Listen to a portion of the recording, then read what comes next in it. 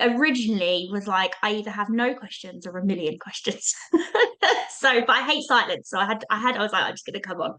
So I am, I'm really, really, really struggling with my how to like put everything that I do into a bio. So we've been kind of going back and forth in the comments a little bit, and I'm working on that at the moment. But I think my question for right now is I don't know if I'm putting too much into it because essentially I have the tier of my ideal clients that like they've been through something traumatic. I don't want to use the word trauma because I don't want to attract in people that have been through something really, really, really horrific. And I'm not in a place to be able to deal with that. I feel like you need proper like qualifications and things like that, which I don't have yet. So they've been through something that is basically giving them a story that they didn't ask for, whether it's bullying, whether it's betrayal, like burnout, things like that. Mhm. But then also because of how I teach, so I'm very into the spiritual, but also very into the practical.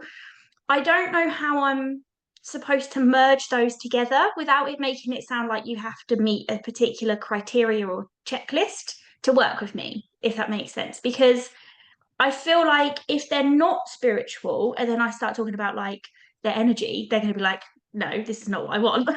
Yeah. But then I feel like the two things feel almost like worlds apart. So I don't really know how I'm supposed to blend them. Does that make sense? So the spiritual piece, that sounds like that is a core part of how you serve your clients, how you support them. Yeah. Can you tell me more So about that what doesn't, you do? Like when you're with a client who may have gone through one of those things you mentioned, what were the types of things that you're drawing from okay. to help them? So I have a one-to-one program that is like 12 weeks, and that's like the container that they work with me in for the most part. I do have a membership, but that's much more light-hearted and probably spiritual. So for example, one of my clients, she came to me because she overcame breast cancer, but completely lost herself like during it and was ended up actually feeling guilty for surviving because she was just wasting her life. She was in a job she hated. She had just resigned herself to being lonely forever. And I basically helped her to unpick where her fears was coming from. I Mhm. helped her to work out where the guilt was coming from, where the resentment was coming from, and to actually love herself again. Like she was in a place where she was like, I just hate who I am. I can't spend time by myself. So then she couldn't think of loving someone else because she doesn't even love herself, right? Yeah. So one of my biggest things that I do for people, and all of my one-to-one clients have said, like, you've just put it in a completely different perspective. Like I just help them shift that perspective, which I'm like, well, yes, I'm a coach. That's kind of what we do. Like that can't be my niche. But then when I bring in like the more spiritual elements and things like that, like I do teach them to check in with their energy. I do help them to, I want to say manifest. Even though I do love it, I feel like that's such a woo woo word and people dismiss it really quickly. But like I help them work out how to co create in a way that works for them. Do you know what I mean? Like I tell them why law of attraction works. I tell them why their energy matters. I tell them why gratitude like changes all their frequency and things like that.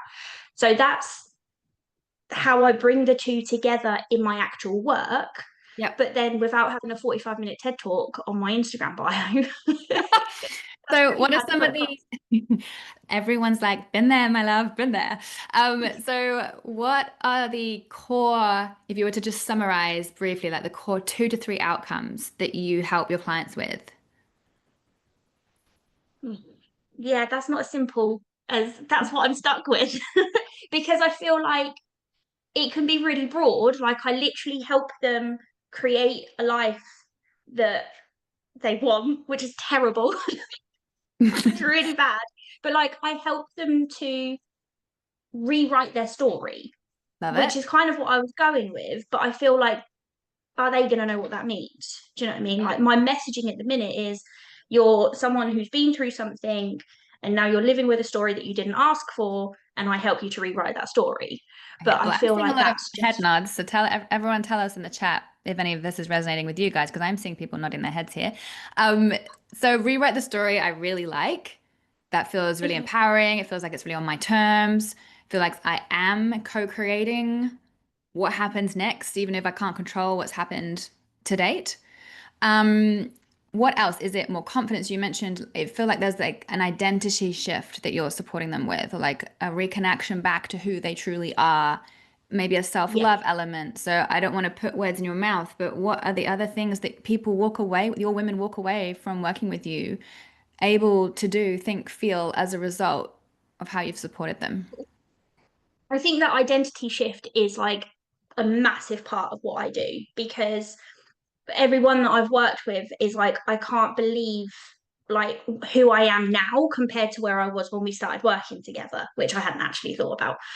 So there's definitely huge identity shifts. Like, I have another client who, she was like severely bullied at school, so she just did nothing. Like, she was terrified of everything, and she was like, I'm actually showing up as someone who deserves to be happy. Like, I'm showing up as someone who actually deserves to do what they want with their own life. And, like, yeah, actually, I hadn't thought about it like that. Like, there are big identity shifts happening. Like, I literally help. I don't think it's about creating the life, it's about Mm. helping them to become that version of themselves who is ready to live that life. Do you know Yeah. if that makes sense? 100%. I feel like so the things coming through for me, and there's lots of different articulations of this, and please don't get hung up on the exact articulation in your magnetic intros because it can evolve and you can tweak and refine it. But all of these, like all the things I'm about to share, you can say in your content, and then you can decide, oh, which was the thing that just always feels the best when I share it, or which is the thing that everyone always, clings onto or resonates with.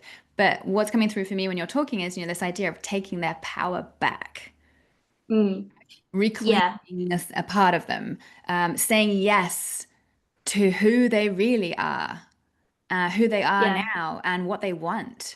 Saying yes to the future that they are going to, uh, you know, yeah, put into place, that type of thing. So, whether you want to describe that as confidence or empowerment, or courage or bravery or self-love, just start kind of distilling down. I think even just this conversation has made you realize you know a lot more about your people than perhaps you've given yourself credit for. And this is why it's such a powerful exercise to think back to who have been some of, the clients I wish I could clone over and over and over again. And what was the before and after transformation I guided them through? Where were they? What were they describing? How did they describe it in their own words and phrases in terms of where they were stuck? Where are they today? What were some of the massive shifts they were able to make? What are some of the things they're able to do as a result? What are some of the things they felt about themselves? What actions did they take? Or how do they feel about taking the same actions? Whereas previously it mm, would have been anxiety ridden. Now it's like, but I just walked in and asked, and whatever the thing is, right? So those are all very important, tangible shifts that can help you express the types of things people could expect from knowing how to reconnect with themselves, to know how to rewrite the story. So just want to kind of give you that permission slip to have a bit of a play with this.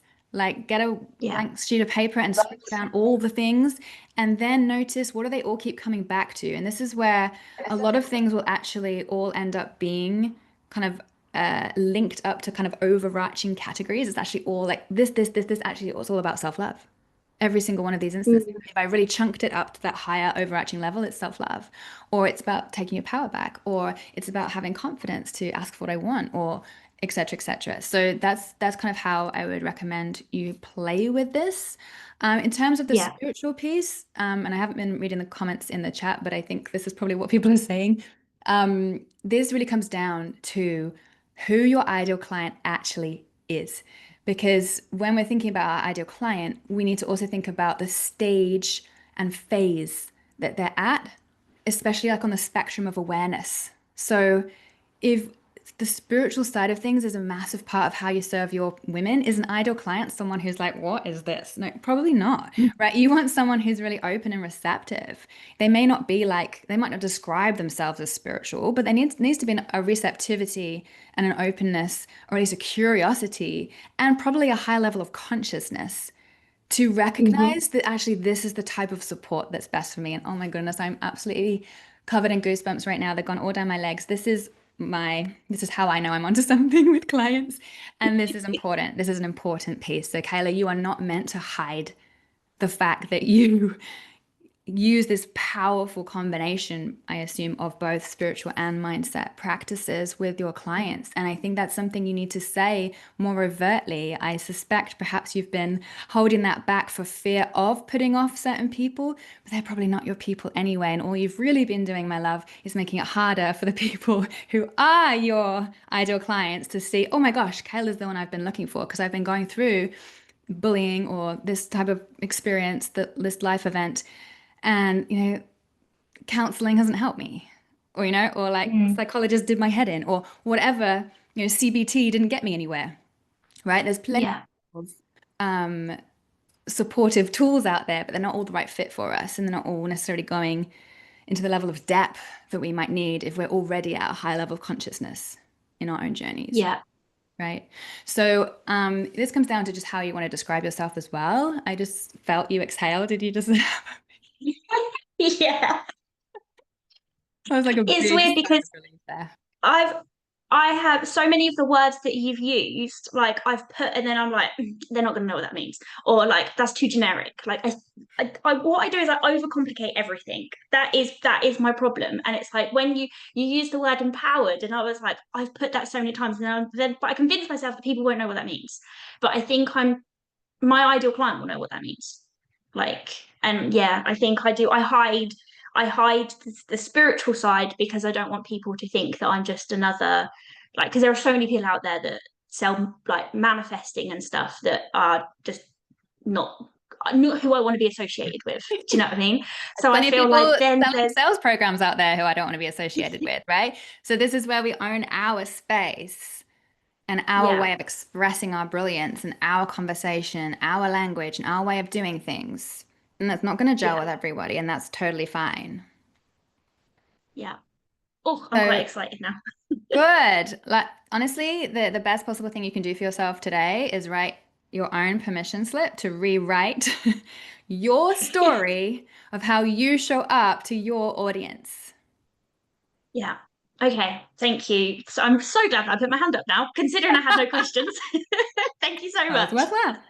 Yes. So, whether again, in terms of the title, just my final point, you call yourself, for example, a mindset and spiritual coach supporting women to rewrite their story or women who have experienced, challenging life events to rewrite their story. And then, where you have space, for example, on your Instagram bio, you might have a couple of bullet points with emojis where it might say, um, you know,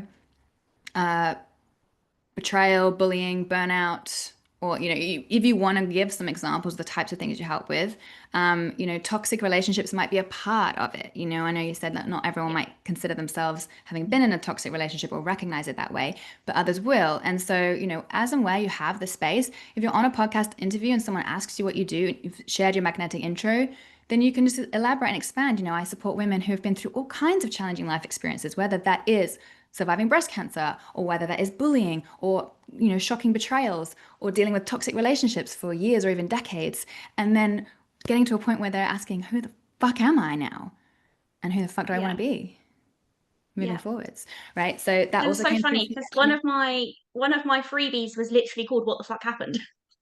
So I feel like I've been so much closer than what I'm giving myself permission for.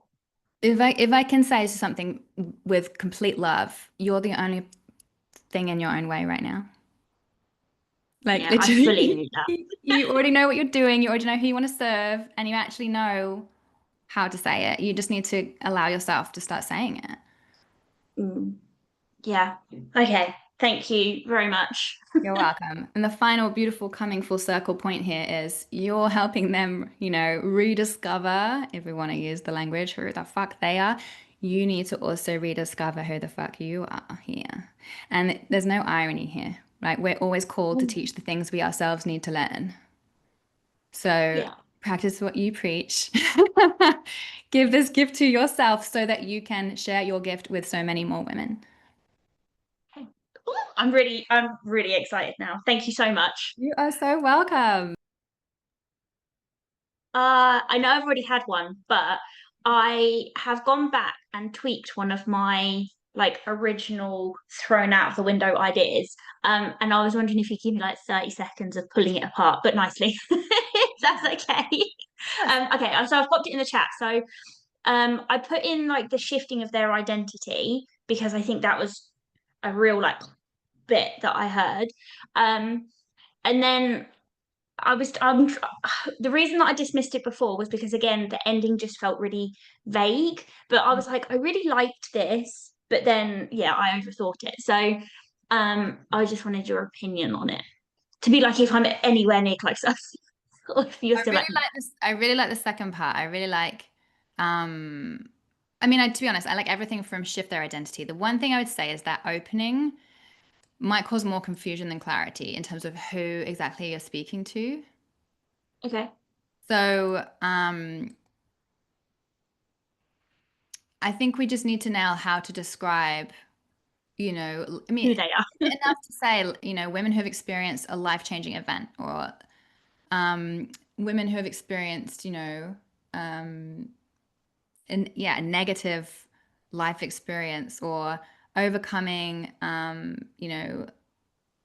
big unexpected life challenge that has left its mark or, otherwise it may be that you simply spell out, I support women to overcome betrayal, heartbreak, and unexpected challenges that life has thrown their way. Is it worth, because I feel like what we're trying to do is circle the word trauma without saying the word trauma. Like, is there a way of having that, but then maybe vetting the clients before I work? Because like I'm not qualified as like a trauma Yeah, coach. Do you know what I mean? yeah. So, and there are a lot of horrific things that people can go through that I'm probably not the best person to come to, right? I think So you're right to be cautious around using the word trauma if you're not trauma informed in your practices. So I would instead, you could talk about I support women to overcome or to heal from, um, you know, distressing or challenging life experiences that have left their mark. yeah, And then to say the rest that you've said here, because I really like it. I would probably just use less words. So the one really great exercise to do is say it out loud because I think you'll find this is too much of a mouthful. And then it okay, loses yeah, its punch. It loses its impact when it's too many words. But you don't necessarily need not just keep living the life they inherited, performed, or settled for. You could literally just say, so they can finally figure out what they want, not what they've settled for so far, or not what they've been settling for. And that would yeah. encompass the other pieces, right? So look, I have an English degree. Still over explaining. It's then less words. um, but in this instance, we want to be more concise because then it lands with like, ooh, impact. But when we end up using too many words, it's waffly and it dilutes the Yeah, impact, yeah. especially if it feels repetitive in any way. I think you're super close. Yes, too close. Okay, thank you. You're welcome. I feel super close. Good, good.